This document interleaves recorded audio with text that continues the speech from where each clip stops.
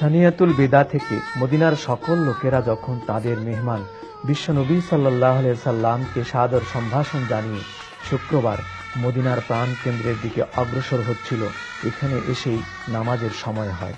অসংখ্য লোকের সমাগমে হুজুর সাল্লাল্লাহু আলাইহি সাল্লাম আবেগ আপ্লুত হয়ে জনগণের উদ্দেশ্যে গুরুত্বপূর্ণ ভাষণ দিয়ে 2 রাকাত নামাজ জামাতে আদায় করেছিলেন। পরবর্তীতে এই দিনের এই নামাজকে জুমা নামাজ হিসেবে ঘোষণা করা হয়।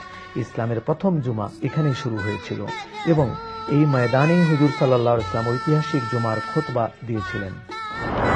দর্শক মন্ডলী, সে আনন্দ তুচ্ছ, ঈদের আনন্দ তুচ্ছ সেই আনন্দের কাছে। সে আনন্দটি ছিল মহানবী সাল্লাল্লাহু আলাইহি সাল্লাম যেদিন মক্কা শরীফ থেকে হিজরত করে মদিনা শহরে প্রবেশ করেন।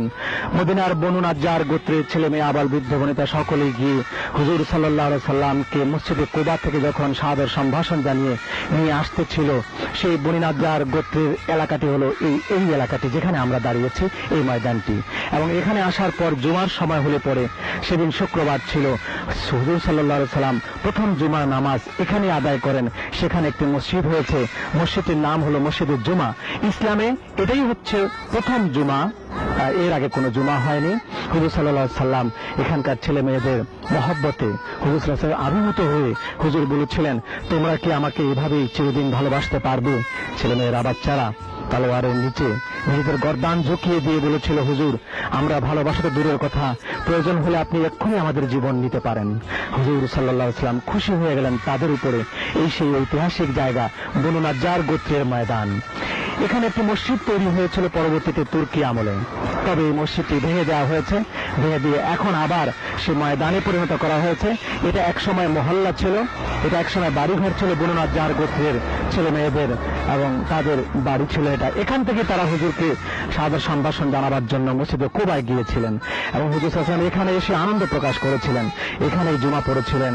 ইসলামের প্রথম জুমার মসজিদ আজও সেখানে দাঁড়িয়ে আছে, আজও জুমা হচ্ছে। মসজিদের নাম হলো মসজিদে জুমা।